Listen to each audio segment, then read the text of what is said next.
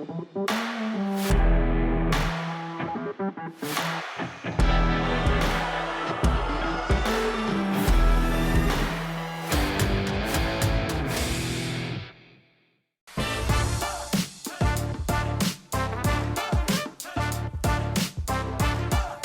on continue. Il y a Orque Noir, il n'y a pas.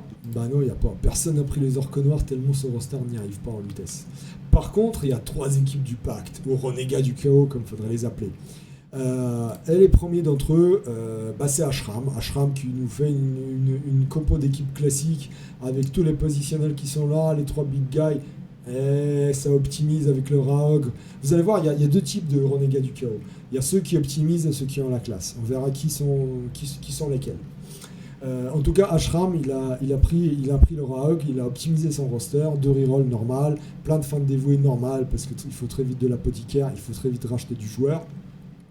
Et des relances, ça coûte cher les relances chez les renégats du chaos. En plus, il part sur du favori de Nurgle, mais vraiment la faute de goût, sincèrement, la faute de goût. Quoi qu'il en soit, l'équipe elle est classique, j'ai pas grand chose à dire.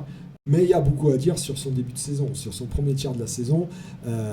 Clairement, il est à sa portée. Il a beaucoup d'équipes lourdes.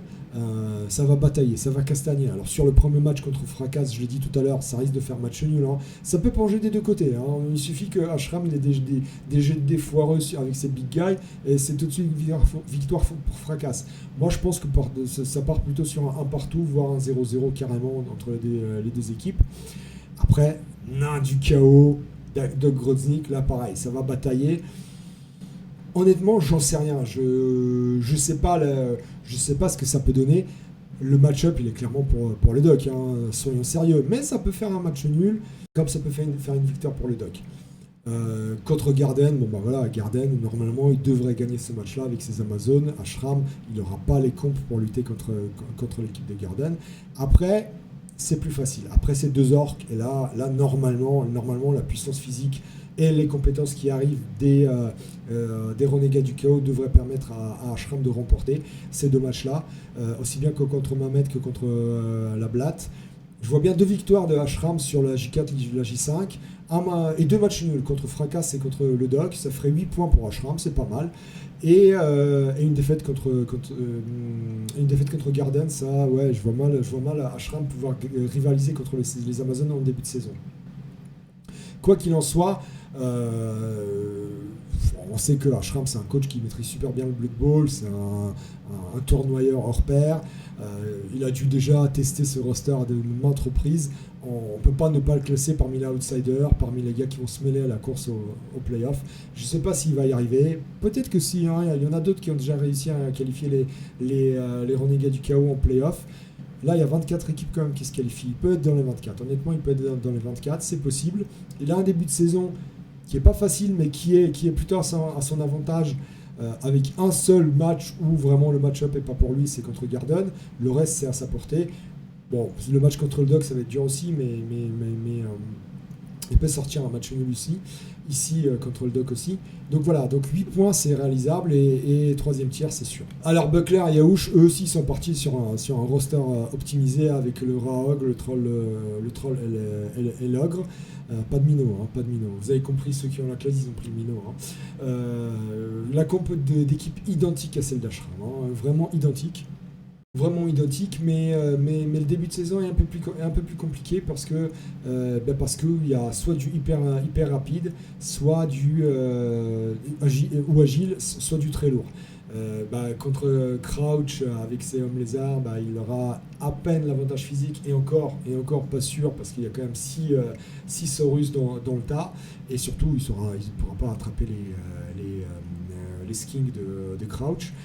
Derrière contre Kossus, il aura à peine pareil l'avantage physique et encore que c'est pas certain parce qu'il y a les 2 momies de Kossus et en plus il a du blocage Kossus, donc vraiment Buckler et Yaouch là ils vont pas aimer du tout. Pareil, Melfios, les elfes noirs commenceront à avoir déjà 1 ou 2 esquives, donc ça va être compliqué. Peut-être une victoire contre Alaric ici, parce que là, normalement la Buckler et Yaouch, ils auront déjà quelques comptes sur leur positionnel et les big guys. Il y aura peut-être déjà un garde, soit l'ogre, soit le troll, Peut-être que le Raogre, il aura déjà Juggernaut, on verra. Quoi qu'il en soit, là, il peut y avoir une belle victoire pour eux. Et contre Unefoni, bah voilà, là c'est pareil, ça va être dur. Même si l'équipe NRA choisie par Unefoni peut aussi jouer de malchance. Donc honnêtement, c'est un début de saison compliqué. Je le vois mal gagner les deux premiers matchs. Je le vois même perdre les deux premiers matchs. Faire une victoire contre Alaric et 2 matchs nuls contre les deux elfes noirs qui sont là. C'est réalisable, ça leur ferait 5 points, c'est moins que Ashram, mais 5 points pour le Pacte du Chaos en début de saison, ça reste pas mal, c'est un beau score. Le Pacte, il lui faut des compétences pour être vraiment compétitif. Ils peuvent se mêler à la course au playoff, mais aussi ils peuvent totalement se foirer, ils peuvent totalement s'effondrer. Je pense quand même qu'ils vont se mêler à la course au playoff. Je pense pas qu'ils vont y arriver, mais je les classe en outsider quand même, parce que c'est des gars qui maîtrisent le roster Pacte. Je les ai déjà vus jouer dans les matchs amicaux, et ils sont entraînés aussi, donc ils vont y aller, ils seront là, ils seront présents. On les met en tier 3 outsider, et on verra ce qu'ils vont faire, mais ça va être dur quand même de se qualifier en playoff. Et enfin, l'équipe qui a la classe internationale, parce qu'elle est partie avec le Minotaur. Le Minotaur, c'est les Sunnyvale Sam Squanches, et en plus favori de Slanesh, évidemment, comment il pourrait en être autrement, de votre serviteur. Donc voilà, compo d'équipe pareil que les deux autres, sauf que moi, au lieu de prendre le Raogre, moi je suis parti sur le Minotaur. J'adore le Minotaur. Et puis honnêtement, j'ai un début de saison qui est à ma portée. J'ai du lourd et du rapide. J'ai du Bud Milka en Skaven. Vous allez voir, l'équipe de Skaven de Bud Milka, elle est assez spéciale parce qu'il est pris 0. Il est parti sans Raogre. Donc il peut gagner ce match-là, comme il peut se faire totalement démonter l'équipe par mes joueurs, par mes big guys. Ça finira pas sur un match nul, soit une grosse victoire pour moi, soit une grosse victoire pour Bud Milka s'il me déborde, si j'arrive pas à ramasser la balle, si mes big guys se foirent totalement. Quoi qu'il en soit, ça finira pas sur un 0-0, c'est sûr. Derrière, j'ai Mike Brandt, avantage physique, on va dire à peine pour lui, mais pareil, si mes big guys s'en sortent bien, je peux lui plier l'équipe. Donc ça risque de finir sur un match nul ici aussi. Mamet, j'aurai l'avantage physique ici quand même, et j'espère que mes big guys auront déjà 1 ou 2 camps. Donc ça risque de faire mal aussi à Mamet ici de ma part. Après, encore du mort-vivant et encore du Skaven. Honnêtement, je peux gagner 2 matchs sans problème sur les 5 matchs qui viennent. Je me vois mal gagner contre Nabolo. Je me vois gagner contre Bud Milka, mais je peux perdre aussi, c'est clair. Donc je ne ferai pas de match nul. Ça c'est sûr. Je vais soit gagner, soit perdre contre les lourds qui sont là, les Mike Brandt, les Scripting Kiss ou les Mamet. Je peux faire 2 victoires sans problème, ce qui me ferait 6 points. Ce sera un démarrage tout à fait correct pour mes renégats du chaos. Forcément, je vais me classer parmi la outsider parce que c'est un roster que je maîtrise. Je l'ai suffisamment joué par-ci et par-là. Je sais comment le jouer, donc c'est un roster que je maîtrise. Je peux me mêler à la course au playoff. Je ne dis pas que j'y arriverai certainement pas. Il y a des coachs meilleurs que moi ou avec des rosters mieux optimisés, mieux performants au Lutèce que les renégats du chaos. Mais je peux faire dans les 30 premiers sans problème, dans les 30-35 premiers sans problème. Un début de saison plutôt convenable, sans être trop poussif. 6 points, c'est totalement réalisable pour moi. Ce sera très bien pour un début de saison en renégat du chaos, sachant encore une fois, un renégat du chaos, ça prend de la valeur sur la suite de la saison. Alors les nains, étrangement, une seule équipe de drafté, c'est le Liquid et Squeeze qui est son pote rookie cette saison. Eux, ils sont partis sur un roster plutôt classique, avec un seul tueur, un seul coureur et les 2 blitzers, beaucoup de bloqueurs nains. Par contre, 3 fois de dévoué et 3 relances directes, pourquoi pas. Moi, j'aurais peut-être pris direct 2 tueurs de troll, et une relance en moins. Bon, à voir si ce roster-là va bien fonctionner. Quoi qu'il en soit, le roster se défend. Franchement, cette composition d'équipe se défend parfaitement. Il n'y a pas de souci. J'aurais aimé un peu plus de d'opportunisme et en plus d'entrain de la part de Le Liquide et Squeeze, plus de tactique offensive avec 2 tueurs de troll. Bon, c'est pas grave, c'est plutôt une compo d'équipe défensive qui va attendre et qui va essayer d'enliser l'adversaire et de le bâcher pendant le drive nain. Pourquoi pas, encore une fois ça se défend, surtout que vous regardez le début de saison est clairement à leur avantage. Il y a 1, 2, 3, 4, 5, 6, 7 bloqueurs, 7 blocs tac. Il y a 7 blocages tac et 10 bloqueurs dans l'équipe, 10 bloqueurs, et ils commencent direct par des elfes noirs. Les elfes noirs, ils vont certainement pas aimer jouer contre les nains au début de saison. Il y a du mort-vivant, nécromantique, Asmogi et Pagnol, pareil, ils vont pas aimer, ils vont surtout penser à cacher ses ghouls et leurs loups-garous contre les nains. Je dis pas que ça va être des victoires, mais c'est facilement des matchs nuls ou des victoires pour le liquide. Pareil, Scarabée, il va pas aimer du tout, il va pas aller sauter dans la cage, il y aura déjà 2-3 gardes. Normalement, celui liquide et Squeeze se démerdent bien, il y a déjà 2-3 gardes dans l'équipe. S'ils placent bien leur cage, sauter dans la cage, ce sera impossible pour Scarabée. Normalement, là, par contre, c'est une grosse victoire pour le Liquide et Squeeze.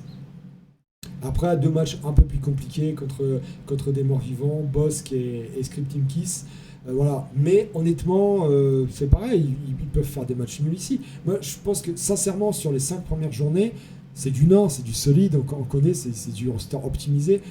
Ils peuvent sans problème faire 2 victoires. Pour moi, il y en a une automatique contre Scarabée et une peut-être contre Morrigan à la première journée. Et puis 2 matchs nuls contre Asmogi et Pagnol, ça fait match nul. Et puis contre Bosque ou contre Scripting Kiss, avec une défaite entre l'un ou l'autre, on verra. Honnêtement, ça fait 8 points sans problème. Et c'est un très bon début de saison. Il n'y a rien à dire. Après, est-ce qu'ils maîtrisent leur roster? J'en sais rien. Voilà, c'est la grosse interrogation. Je ne sais pas comment ils maîtrisent leur roster. Le Liquide, je ne l'ai jamais vu jouer nain. L'année dernière, il a quand même eu énormément du mal avec les morts-vivants. C'était sa première année à la Lutèce. Squeeze, je ne le connais pas du tout. Je ne sais pas comment il joue. C'est pour ça que je ne le mets pas parmi les outsiders. Je le mets quand même parmi les interrogations de la saison. Ils peuvent totalement se foirer. Ils devraient avoir un bon début de saison en nain. Après, le nain, c'est plus la fin de la saison où c'est plus compliqué, quand les autres équipes commencent à avoir du répondant. Bon, voilà, c'est pour ça que je ne peux pas les classer parmi les outsiders. Bon, après, ça reste un roster compétitif, il n'y a rien à dire. Les nains du chaos, ils sont venus en force cette année. Ils se sont dit, ça, c'est les gars qui se sont dit, non, moi j'en ai marre, je veux une saison où il y a de la bagarre, où il y a de la frappe, où il y a du costaud. Le premier qui s'est dit ça, c'est le Doc. Alors le Doc, voilà, compo d'équipe classique. Je crois que personne n'est parti sur la compo avec Illuminator. À mon sens, je crois qu'ils ont tous fait la même compo d'équipe. Les 2 Centaures, les 6 bloqueurs nains du chaos et les 3 hobgoblins avec 2 rerolls et plein de fans dévoués. Ils ont dû tous faire par la même. Et le Doc, voilà, le Doc compo d'équipe classique et un début de saison clairement à sa portée. Clairement à sa portée avec du Asmogi et Pagnol qui vont surtout protéger leur ghouls et penser à ne pas se faire dégommer. Un Ashram qui aura pas assez de comp pour contrer les velléités offensives des Centaures taureaux et qui va s'engluer dans la défense naine du chaos, c'est sûr, il va pas y arriver. Après un match miroir contre Sebotuno, je peux pas dire que Sebotuno a plus d'expérience que le Doc, donc il risque d'y avoir un beau gros match nul ici. Pareil, Aplo, il va pas aimer, déjà il n'aura pas l'avantage physique et ses slings, ils vont pas aimer les nains du chaos, les bloqueurs nains du chaos du Doc. Et on va dire là, pareil pour les Amazones d'Immuserg. Les Amazones, elles vont surtout pas kiffer ce match-là. Immuserg, il va passer son match à cacher ses Amazones et au risque de se faire plier l'équipe. Donc clairement sur les 5 matchs à jouer, je vois bien le Doc faire sans problème, soit 3 victoires, peut-être 2 défaites. Il peut perdre contre Sebotuno, voire Ashram s'il est descend pour Ashram. Comme il peut faire 2 victoires et 3 matchs nuls. En tout cas, je le vois mal faire moins de 9 points, c'est évident. Il va faire 9 points. C'est 9 points, c'est le minimum qu'il peut faire, le Doc. clairement, c'est un outsider sur cette saison. Il va se mêler à la course au playoff. Et à mon avis, il ne sera pas parmi les 24. Il a choisi un roster hyper compétitif. Dans une saison où il y aura beaucoup de bâches, les nains du chaos s'en sortent souvent très bien. Donc je ne vois pas pourquoi il en serait autrement pour le Dog cette année. Et Kral et JC, c'est pareil. Regardez, même compo d'équipe. Alors eux, c'est un peu différent.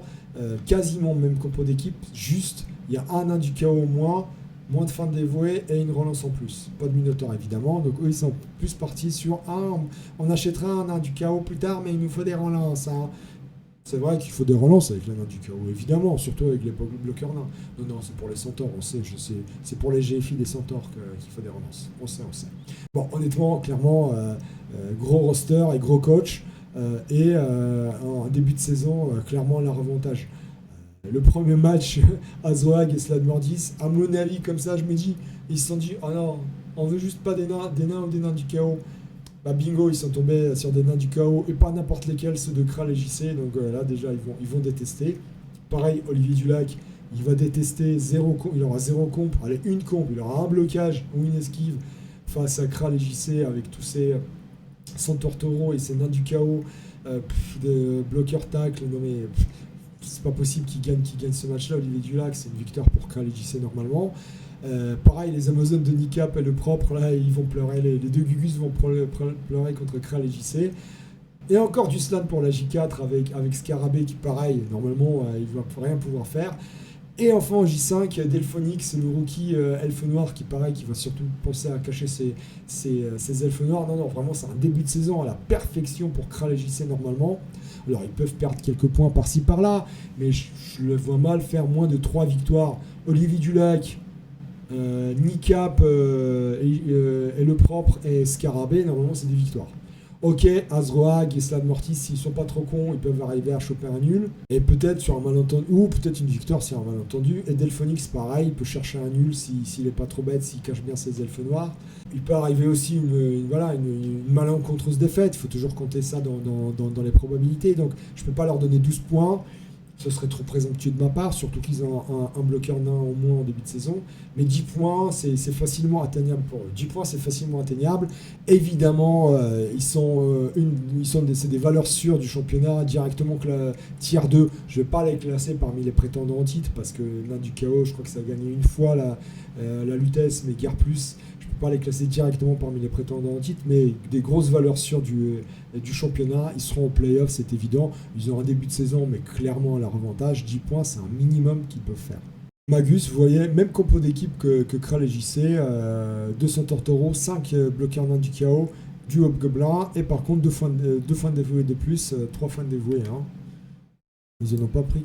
Voilà. Ils ont gardé Kral et JC ont gardé de l'argent là où Magus s'est dit non, moi je le mets dans les fins de dévoué, il me faut des sous tout de suite. Il a peut-être eu raison, surtout qu'il a un début de saison quand même plus dur que Kral et JC. Alors comme ça, spontanément, vous allez me dire non, pas forcément. Mais oui, mais regardez bien, il y a plus de lourds, il y a plus de mecs qui vont leur rentrer dedans. Alors Seeds, Elfe Noir, là. Probablement un match nul. Là, Aredel et Eddy, par contre, là ils vont flipper. Aredel et Eddy en Skaven, ils vont flipper contre Magus. Là, il y a une belle victoire pour Magus qui s'annonce. Le problème, c'est après. C'est qu'après, c'est du lourd. Et là, le lourd, il a plutôt l'avantage physique. Que ce soit Manu, que ce soit EDLR, s'il se démerde bien, s'il agresse bien les nains du chaos, ça peut finir sur un match nul aussi. Et Dritz, normalement, s'il a déjà les compes, si Magus il n'a pas encore son Minotaur, ou s'il se dit tiens, je vais pas chercher le Minotaur, Dritz il peut avoir l'avantage ici aussi. Hein, je l'ai dit tout à l'heure, il peut faire quelque chose Dritz sur ce match-là. Bref, les match-ups sont pas à l'avantage de Magus. Bon, il peut quand même faire quelques victoires. Moi, je dis contre Aradel et Eddy, là, normalement, c'est une belle victoire pour lui. Et contre EDLR aussi, normalement, il gagne. Un match nul, soit contre Seeds, soit contre Dritz. Je le vois mal gagner contre Manu, honnêtement. Les orques de Manu, normalement, ont l'avantage ici.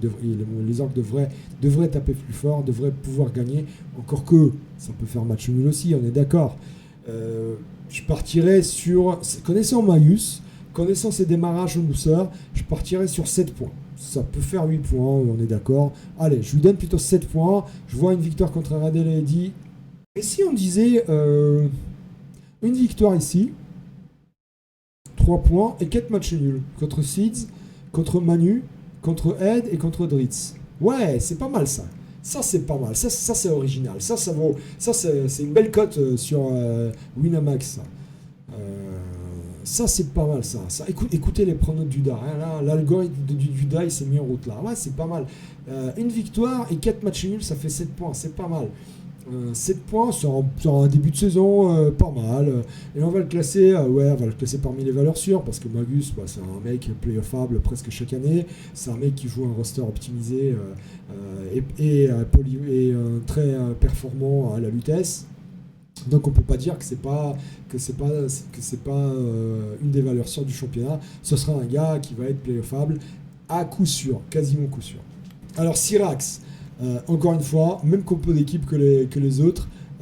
5 bloqueurs nains du chaos, les 2 centaures, du hobgoblin. Par contre, 3 reroll et 3 fins de dévoués, comme Magus. Il s'est dit, lui aussi, j'ai besoin de thunes. Par contre, le 6e bloqueur nain du chaos, je l'achèterai plus tard. La difficulté, c'est que le plus tard, faut que ce soit rapide, parce que pour lui, il y a du répondant physique. Zaiko direct. Il attaque direct par Zaiko. Les Khemri qui vont lui rentrer dans l'art. Et ça, les nains du chaos, ils n'aiment pas. Ils n'aiment pas que des équipes soient plus fortes et plus résistantes qu'eux. Et ça va faire très mal. Là, je pense que ça va défourailler sec. Mais l'avantage, le match-up est clairement pour Zaiko. Il peut faire un beau score contre Velociraptor. Là, il peut faire une belle victoire contre Vélo, mais il peut dégommer l'équipe. Honnêtement, il peut dégommer l'équipe de Vélo, ça c'est sûr. Là, l'avantage, il est pour les nains du chaos. Après, c'est du lourd, c'est du fracasse. Attention, Norgul, ça va frapper sec. Attention, Imuserg avec les Amazones.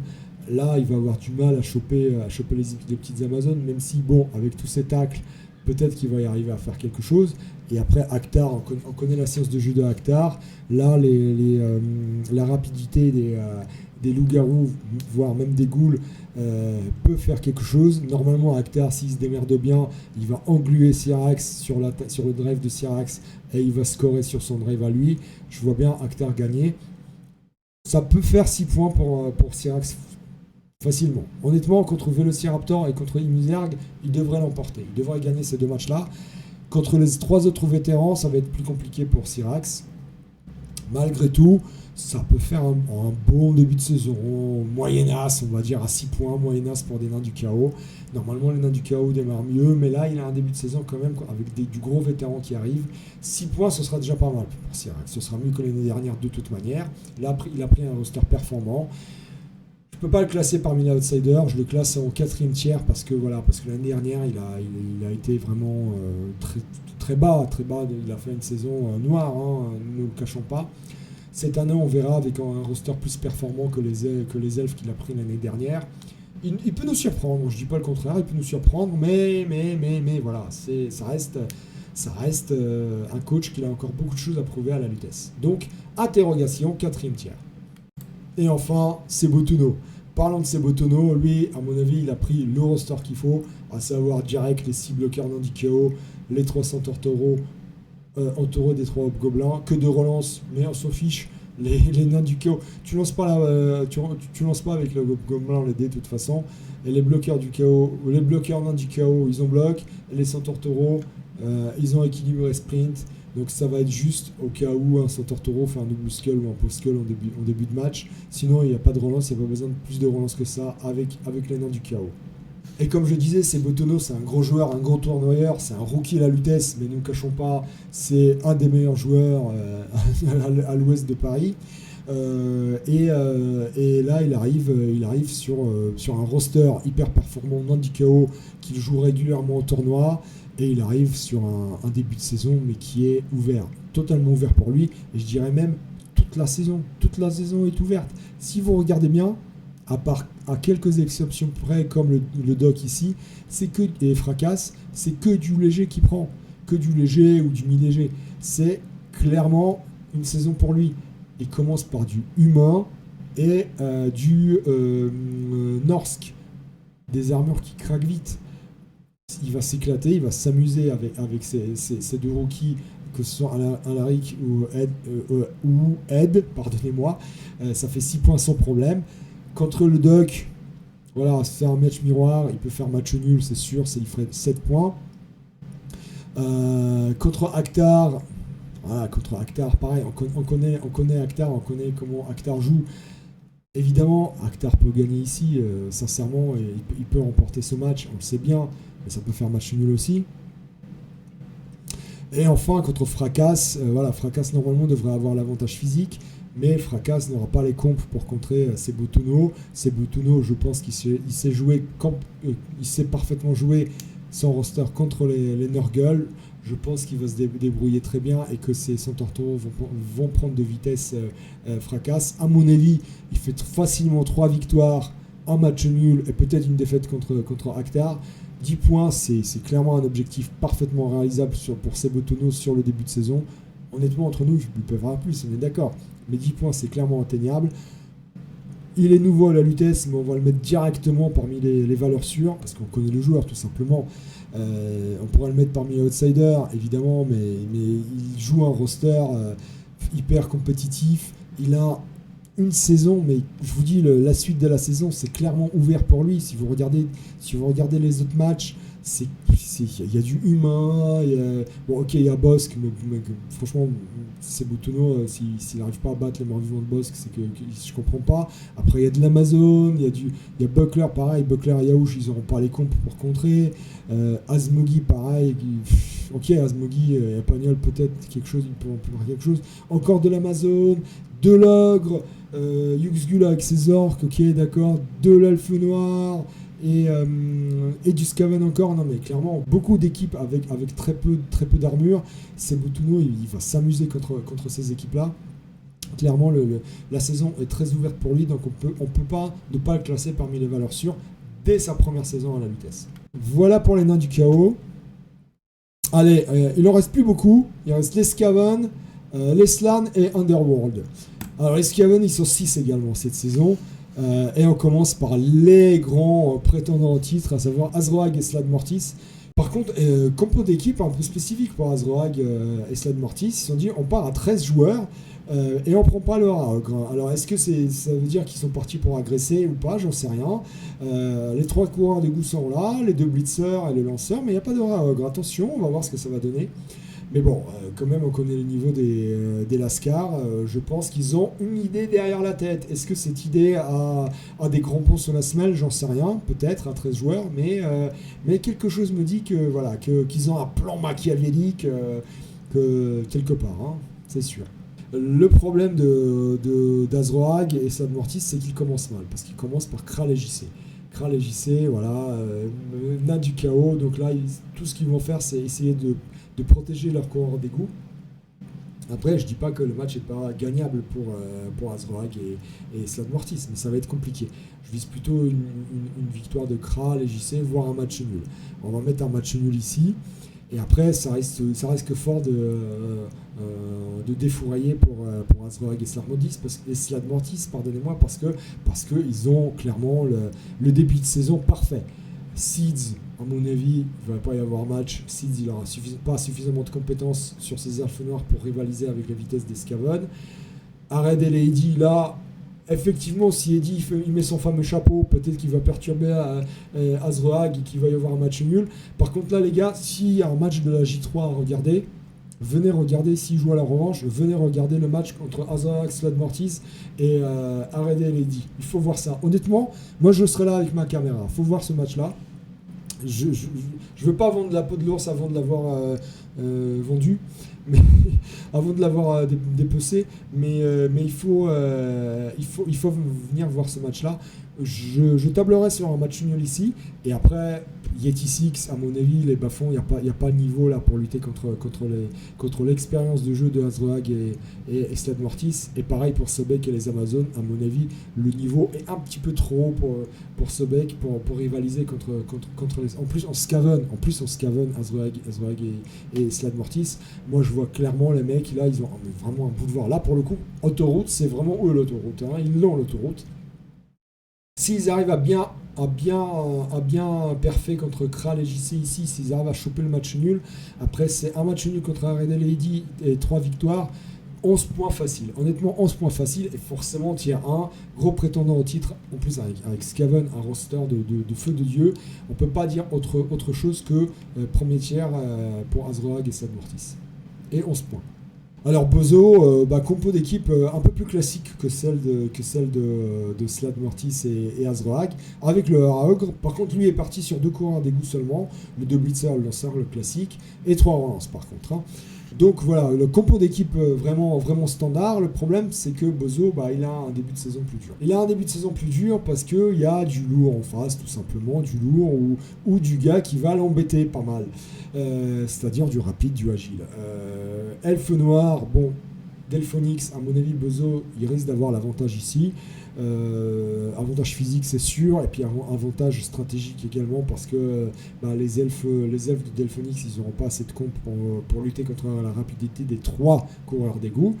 Après, contre Scripting Kiss, là, va falloir faire attention.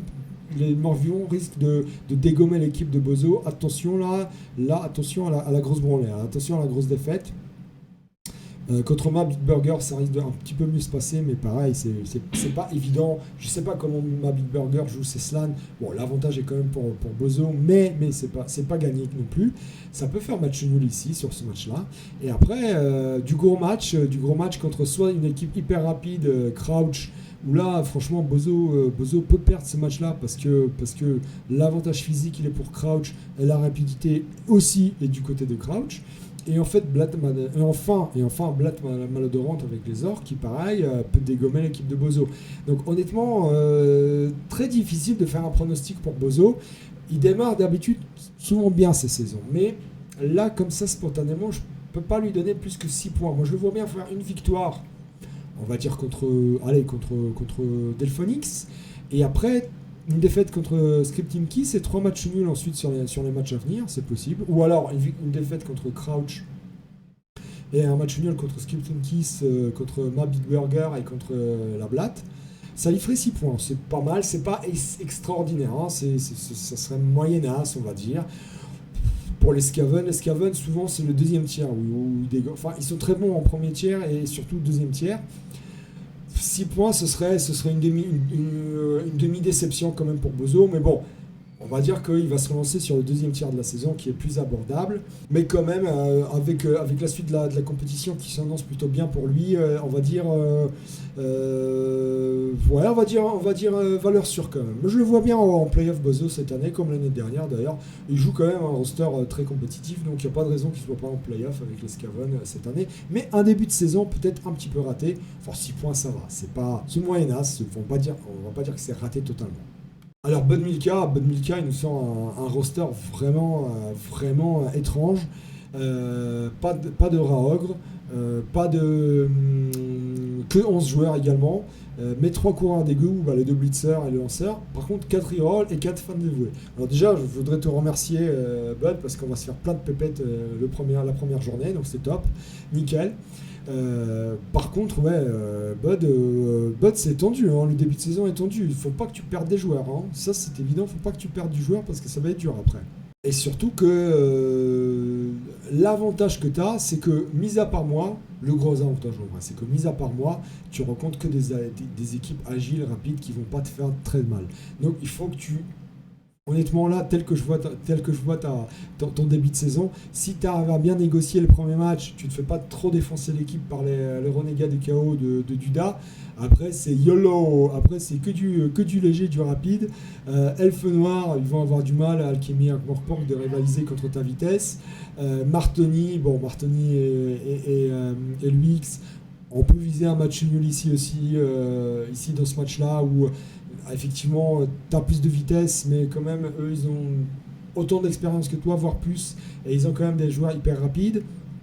Seeds, ça va être le même match que contre Alchemy et Morpork, tu as l'avantage. Et enfin Courchevel, où tu devrais t'en sortir, rigoler un petit peu contre les gobelins de Courchevel. Honnêtement, il y a facilement 2 victoires et 2 nuls. j'ai dit qu'entre moi, tu peux aussi bien gagner que perdre, que faire match nul. C'est dur à pronostiquer ce match, sincèrement, c'est dur. Je mets 1 N2 sur ce match-là. Hein. Je cause les 3 cases au Flash Sport. Et sans problème, je coche les 3 cases sur le premier match. Mais honnêtement, 2 victoires et 2 nuls sur les 5 premiers matchs, c'est largement atteignable pour Budmilka. Donc honnêtement, vu son début de saison, 8 points faciles et je peux pas faire autre chose que de le mettre parmi les prétendants au titre. Roster hyper performant à la Lutèce, gros coach vétéran, hyper expérimenté, de nombreux tournois. Il a qualifié les Snotling en playoff, donc je vois pas comment avec des Skaven il pourrait pas prétendre au titre, honnêtement. Il faut juste qu'il gère le premier match. Il ne faut pas qu'il se fasse défoncer l'équipe contre les renégats du chaos sur la J1 et après ça roule. Après ça roule ma poule. Bon ok, la J6, la J7 vont être un peu plus compliquées. Là il y a un deuxième tournant qui arrive contre Kral, JC et Kossus. Mais s'il négocie bien, après c'est tout bon pour lui. Alors Aredel et Eddy. Aredel et Eddy, bah voilà, encore un roster classique avec le Raog, les 2 coureurs d'égout, les 2 blitzers, plein de fans dévoués et que de reroll, ok. Voilà, un roster classique comme Omra, Skaven, ça ressemble à ça. L'avantage qu'ils ont, c'est qu'ils ont clairement un calendrier très ouvert. Et n'oublions pas que Eddy, il maîtrise le roster Skaven. Je ne sais pas ce qu'il en est pour un Redel, mais Eddy maîtrise bien le roster Skaven. Donc c'est clair qu'ils font partie des gros outsiders, voire des valeurs sûres. Moi, je le mets directement au tier 2, valeurs sûres du championnat, parce que c'est un roster très performant. Et regardez-moi ce début de saison. À part le match contre Magus Dulac, où là, il va falloir qu'ils cachent leur cohort d'égout. Ma Big Burger, franchement, avec des slans qui ont aucune compétence, qu'est-ce qu'il peut faire contre les Skaven? Match miroir contre Azroag et Slad Mortis. Je peux pas dire que l'expérience est du côté de Azroag, peut-être un petit peu, mais connaissant Aredel et Eddy, ils vont les perturber, ils vont tout faire pour les faire sortir du match. Ça peut faire un match nul. Zaiko pareil, ok, il aura l'avantage physique, mais il pourra pas jouer avec la vitesse, la rapidité Skaven. Il va se faire déborder de partout. Et enfin Garden, pareil, alors ok, Garden, il va pas pouvoir jouer sur ses esquives parce qu'il va pas se faire taper par les Skaven. Ça va être esquive contre esquive. Et là, la rapidité est du côté des Skaven d'Aredel et de Eddy. Donc honnêtement, il y a facilement 2 victoires et 2 matchs nuls. On va dire un match nul contre Garden, une victoire contre Zaiko, un match nul contre Azroag et Slad Mortis. Allez, une défaite contre Magus, oui, parce que c'est du nain du chaos et qu'il va falloir que, surtout, Aredel et Eddy pensent à protéger leur équipe plutôt que de gagner le match. Et une belle victoire pour le début du championnat contre Big Burger, ça fait 8 points. 8 points, ça lance parfaitement la saison de Skaven. Encore une fois, c'est après qu'ils commencent vraiment à sortir la tête de l'eau, quand les coureurs d'égout ont pris plein de comptes. 8 points, et clairement, c'est des valeurs sûres. Cette année, c'est des valeurs sûres avec ce roster-là. Deuxième tiers, valeurs sûres. Et ils seront playoffables, évidemment. Évidemment qu'ils seront playoffables. Imperator Day, alors, composition d'équipe. Alors lui, il fait pareil, il fait le grand écart. Après les nains l'année dernière, là, Skaven cette année. On va voir ce qu'ils vont en Skaven. Composition d'équipe presque identique à celle de Aredel et Eddy, si ce n'est qu'il a pris moins de fans dévoués, mais il a pris un 3/4 en plus. Il s'est dit, sur un malentendu, c'est toujours bien d'avoir un 12e joueur. Pourquoi pas une tactique moins offensive, moins volontaire que celle de Aredel et Eddy, mais pourquoi pas. Ça se défend, il n'y a aucun souci. Les 2 coureurs d'égout sont là.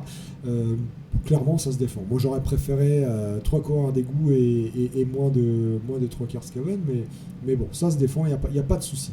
Et pareil, un début de saison largement à la portée de Imperator Day, si il maîtrise bien ses Skaven, et je pense que, vu son niveau de jeu, il les maîtrise. De l'humain en entrée, parfait pour les Skaven. L'humain n'est pas assez compé en cette partie de la saison pour contrer les Skaven. Pixman, c'est pareil, ça va être dur pour Pixman. Ça risque d'être un petit peu un match miroir parce qu'il est rapide, les elfes de Pixman sont rapides. Ça peut faire un match nul ici, c'est pas forcément une victoire pour les Skaven d'Imperator Day. Pedro, pareil, Pedro peut enliser les Scaven, Pedro et Laren peuvent enliser les Scaven, mais ça va, c'est pas évident, ça peut faire une victoire pour Imperator Day comme ça peut faire un match nul. Je vois pas Pedro et Laren gagner ce match. Pareil, ma Big Burger, à ce niveau-là de la compétition, J4, je vois pas ce qu'il pourra faire, comment il pourra lutter contre la rapidité et l'agilité des Skaven d'Imperator Day. Donc ça devrait être une victoire facile pour les Skaven. Enfin, contre Melfios, oui, alors peut-être une défaite ici, honnêtement. C'est possible qu'il y ait une défaite contre les Elfes Noirs, parce que les Elfes Noirs, là, il peut y avoir un tacle déjà qui soit là. La Fury peut déjà avoir lutte. Ouais, en J5, peut-être une défaite, mais le début de saison parfait, avec 2 victoires, 2 matchs nuls. On va dire victoire contre PJ et contre ma Big Burger, et match nul contre Pixman et contre Pedro et la Reine, une défaite contre Melfios, pardonnez-moi. C'est totalement, objectivement, c'est totalement réalisable. Ce serait logique. Un début de saison pareil, ce serait logique. 8 points, attendez, 8 points pour des Skaven, c'est très bien en début de saison, encore une fois. Ils vont amasser plein d'expérience, plein de comptes, et après, ça va rouler. Donc, 8 points, c'est excellent. Un début de saison très bon.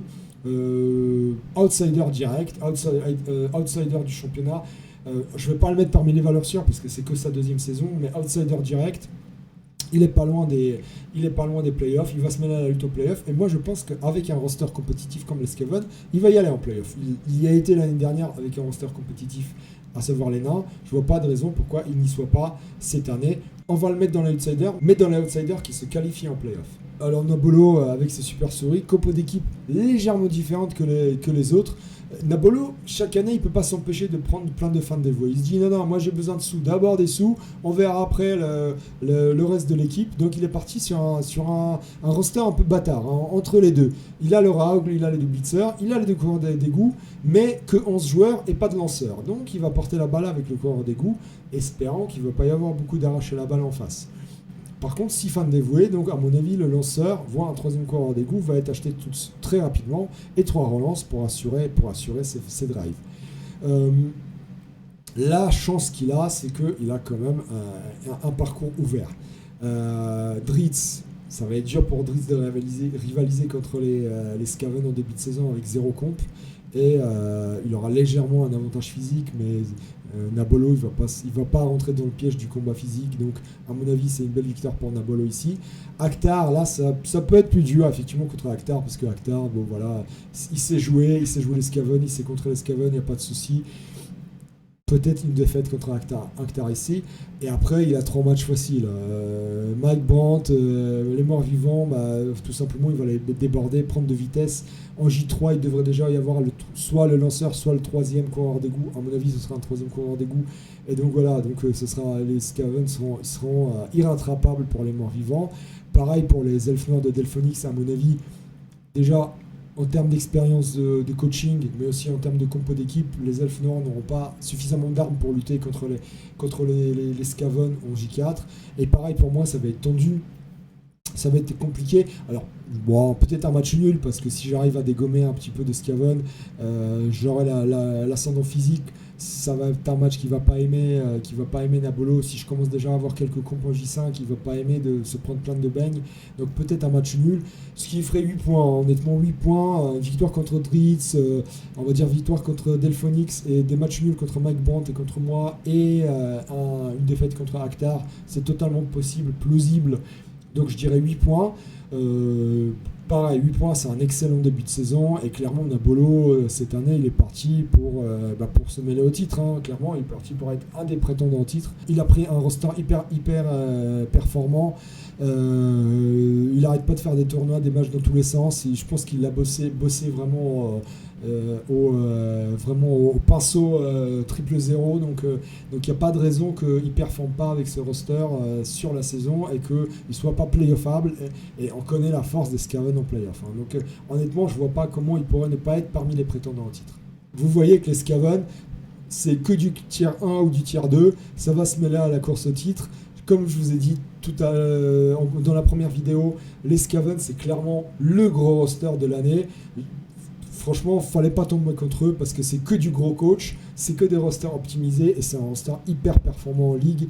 Donc à mon avis, les Skaven, ils vont jouer les premiers violons cette saison à la Lutèce. Allez, il nous reste à voir les Slans et l'Underworld. Alors les Slans, c'est la partie drôle.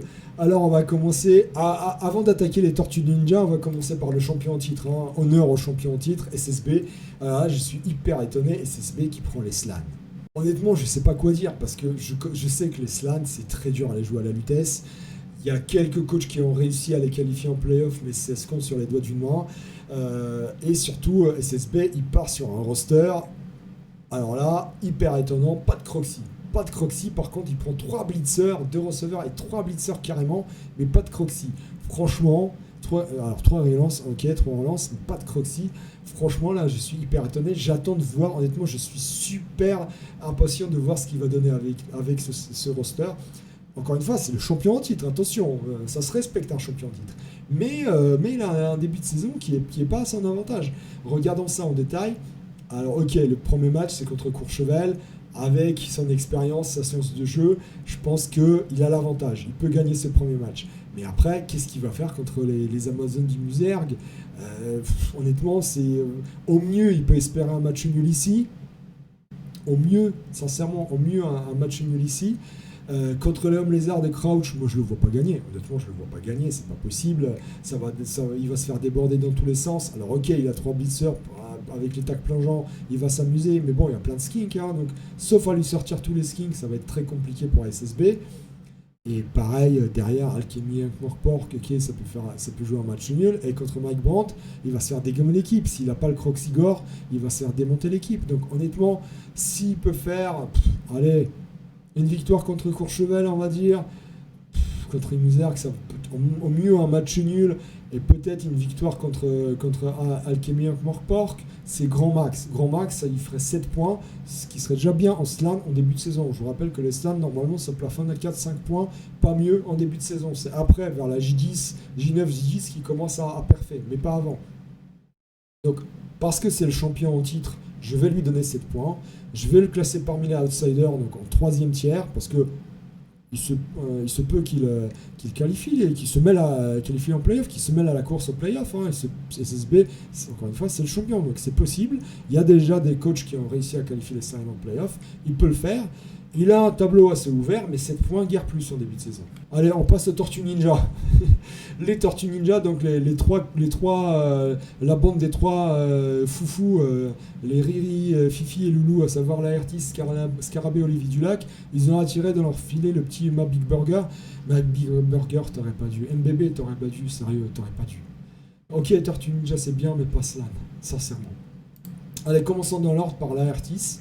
Donc Laertis, il part sur une compo d'équipe classique. Le Croxy, les 3 receveurs, 4 rerolls, ouais, mais pas de bloqueur, pas besoin au début.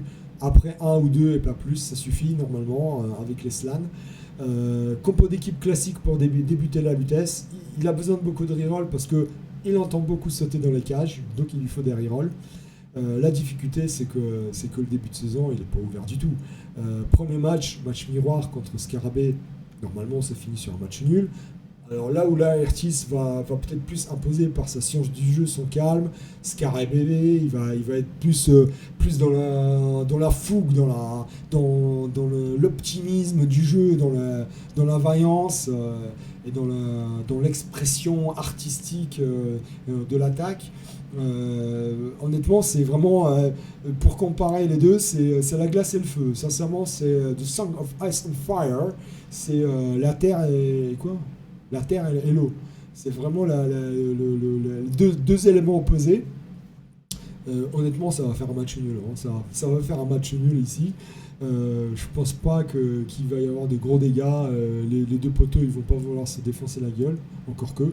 Mais ça risque de faire un match nul, un partout ici. Et après, la suite, elle est pas funky pour Laertis. Il joue deux elfes noirs. Seeds et Morrigan qui ne sont pas les derniers venus. Martoni et Luix avec les Elfes, je vois pas ce qu'il peut faire de grandiose ici. Et encore des elfes noirs avec Alchemy et Morpork. Honnêtement, moi je le vois clairement, le match-up il n'est pas à son avantage contre les hauts elfes de Martoni et Luix. Il peut gagner un des 3 matchs contre les elfes noirs, peut-être Alchemy, peut-être Morrigan. et faire match nul sur les autres matchs. C'est le max qu'il peut faire. Ça lui ferait une victoire, 3 matchs nuls et une défaite, ça fait 6 points. 6 points pour la Artis, ce qui serait déjà bien en slan. Honnêtement, ce qui serait bien en slan, c'est pas génial, ce serait bien. Le problème, c'est que les stans, c'est après que ça prend. Normalement, c'est après que ça se réveille, mais bon, 6 points, c'est pas mal. Je le vois pas se mêler à la course au titre. Je vais le mettre parmi les interrogations. Il peut se faire totalement dégommer l'équipe. Heureusement qu'il ne joue pas des équipes hyper costauds en début de saison qui lui rentrent dans l'art. C'est la seule chance qu'il a, c'est qu'il n'y a pas du mort-vivant, il n'y a pas du nain du chaos. Voilà, il n'y a pas de l'orque. Il ne va pas se faire dégommer l'équipe. Il peut faire quelque chose parce qu'il n'y a que du léger, du agile en face. Donc honnêtement, voilà, grosse intégration pour la Artis. Il aurait pu être dans le tier 3. Je vais le mettre dans le tier 4 parmi les interrogations parce qu'il a pris Slan. Maintenant, je le vois mal, c'est de se mêler à la course au playoff. Après, il peut nous surprendre. L'année dernière, avec les Halflings, il l'a fait. Donc, on verra si sa science de jeu arrive à compenser les faiblesses du roster. Scarabouille. Alors, Scarabée, son pote ninja. Regardez-moi ça. Roster identique. On dirait qu'ils se sont concertés.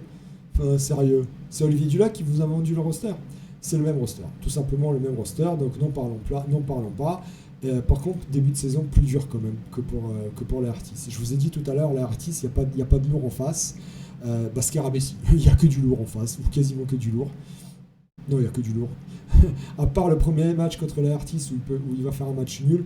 Après, c'est de l'orque, du nain du chaos et du hyper rapide avec Aplo et ses hommes lézards. Il va en prendre plein la gueule, Scarabée. Ça va être drastique. Entre la J2 et la J4, ça va être drastique. Ok, sur un malentendu, il peut gagner contre Wallord, par exemple, contre les orques de Wallord, et encore.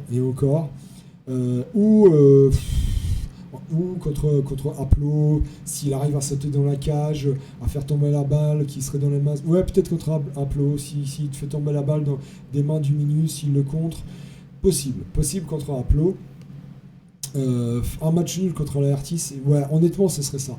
Ce serait une victoire contre Aplo, des défaites contre les 3 gros lourds qui sont là, Wallord, le Liquide ou Kral, et un match nul contre la Artis, ça ferait 4 points.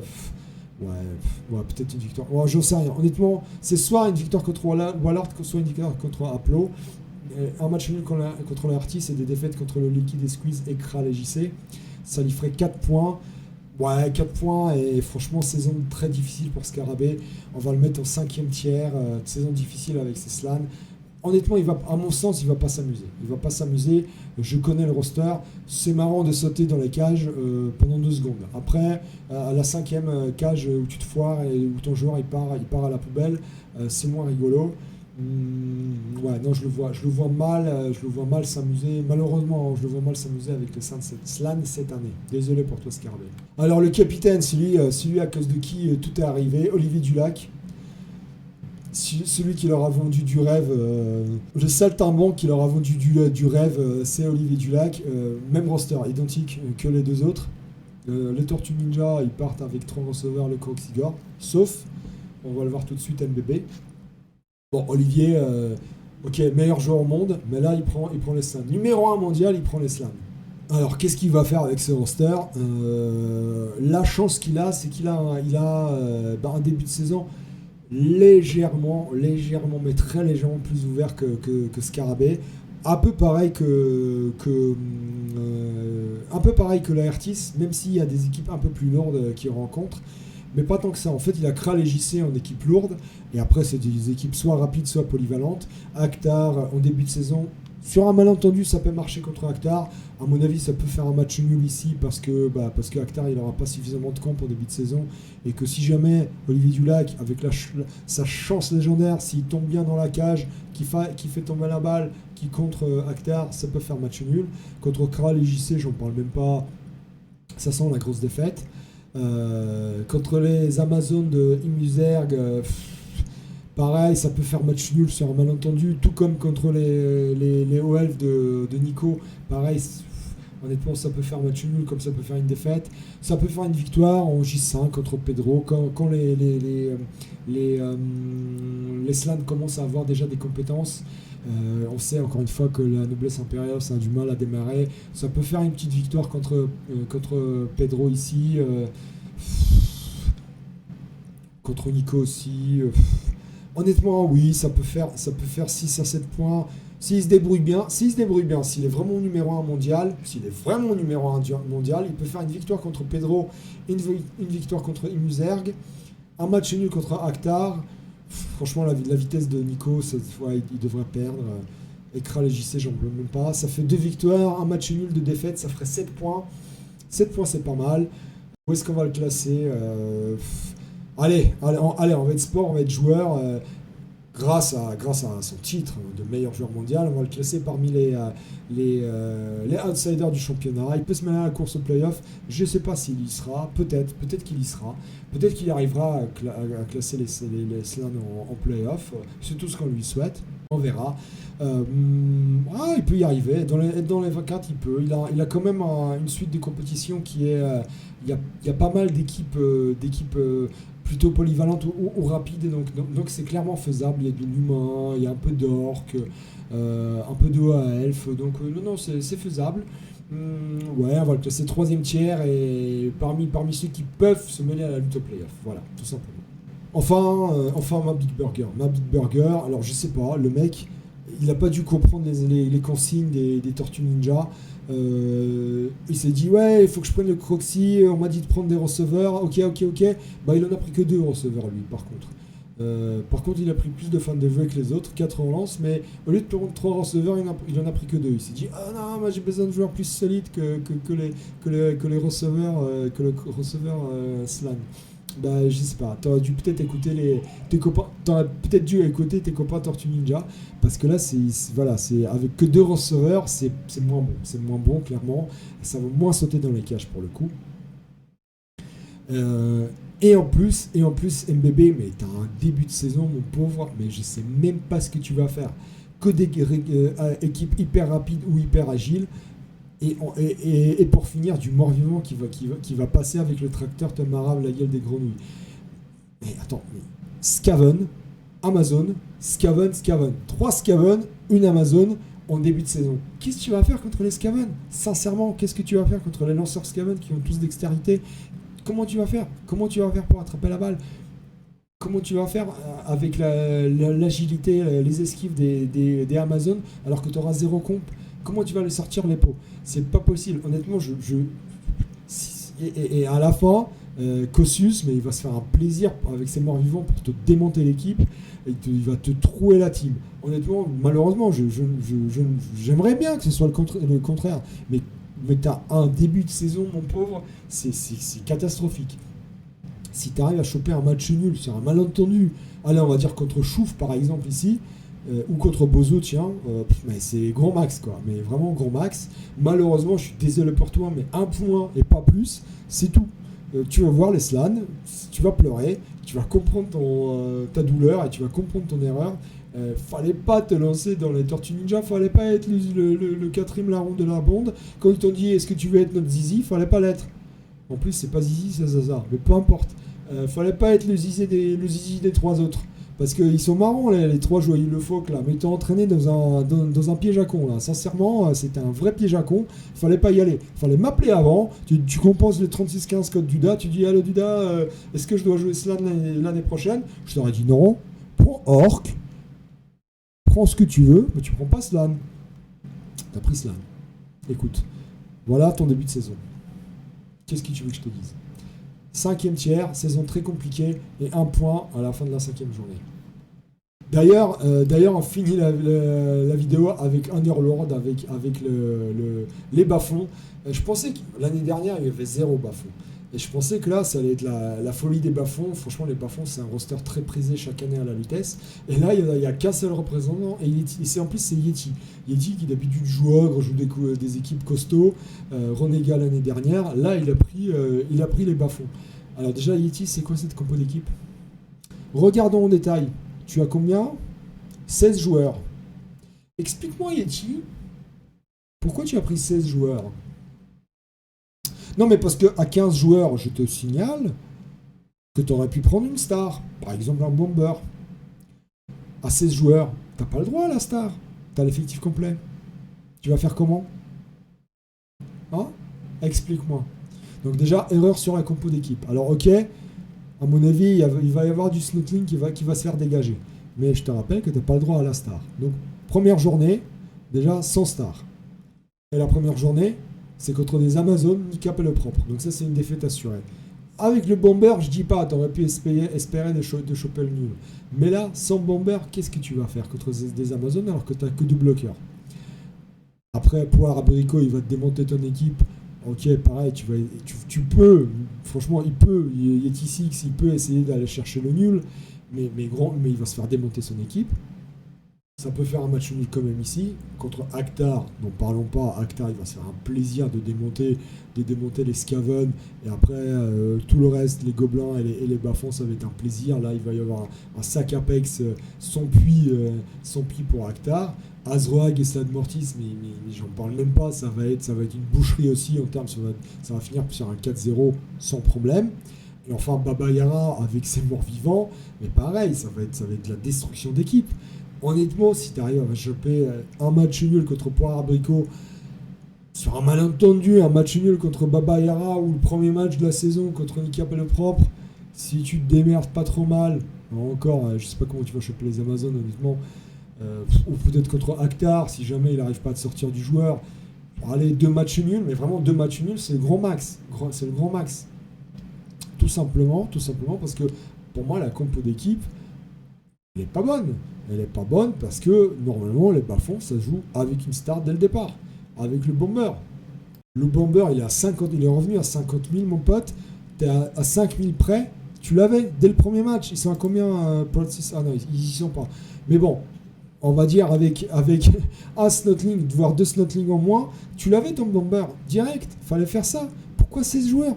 14 joueurs plus le bomber et c'est bon, c'est largement suffisant. Et là, ils auraient moins rigolé, Nicap et le propre et les autres. Sans le bomber, ça va pas être la même. Il coûte 50 000 le bomber. L'erreur, mon pote, l'erreur. Donc c'est pour ça que je trouve que Yeti Six, même si les bas-fonds sont un roster assez performant en vitesse, ça va être une saison galère pour Yeti. Ça va être une saison galère. Alors, c'est un roster performant. Yeti a commencé à avoir de l'expérience. Je ne vais pas le mettre parmi les saisons difficiles. Je vais mettre en interrogation. Il se peut qu'il fasse des beaux matchs par la suite de la compétition.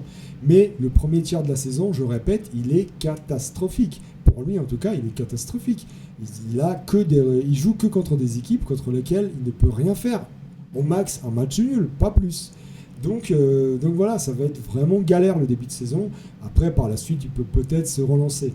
Mais le début de saison va être très dur pour lui. Et tout ça par manque de bomber. Il s'est mis un couteau dans le gros orteil tout seul parce qu'il part à 16 joueurs. Voilà. Il part à 16 joueurs. Il se dit « Non, mais j'ai pas besoin de bomber. Rien à foutre. » Bah non, faut pas faire ça. Voilà un peu pour cette longue review de tous les coachs de la vitesse inscrits cette année. On va voir si mes pronos sont bons ou pas. En tout cas, je vous fais tout de suite ici, vous retrouvez la liste, le listing. Il va y avoir une fenêtre qui va s'afficher avec le listing de tous les coachs classés par tiers. Et également, je vais afficher ceux qui, je pense, seront les 24 playoffables parmi ceux qui sont classés dans les différents tiers, qui vont, à mon sens, se qualifier en playoff. Rappelez-vous que l'année dernière, j'en avais quand même 17 sur les 22. 17 sur les 22, c'est pas mal. J'en avais que 7 qui se sont finalement pas qualifiés en playoff parmi ceux que j'avais visés. Vous allez me dire c'était facile. C'était pas si facile que ça. Donc cette année, j'espère en avoir au moins autant, sinon plus, parce qu'il y a 24. Donc 24 qualifiés en barrage, en tout cas en barrage de play-off. Donc on va voir si j'ai eu raison ou pas. Quoi qu'il en soit, voilà, je vous mets la liste ici. Donc m'en veuillez pas trop, prenez vraiment ça au second degré parce que on est là pour s'amuser quand même, on est là pour s'éclater. Ça se trouve, je me suis totalement foiré dans mes pronos. Je le pense pas, mais ça se trouve, je me suis totalement foiré. En tout cas, bonne saison à tout le monde. Plein de double 1, comme j'ai déjà dit. Plein de skull post-skull.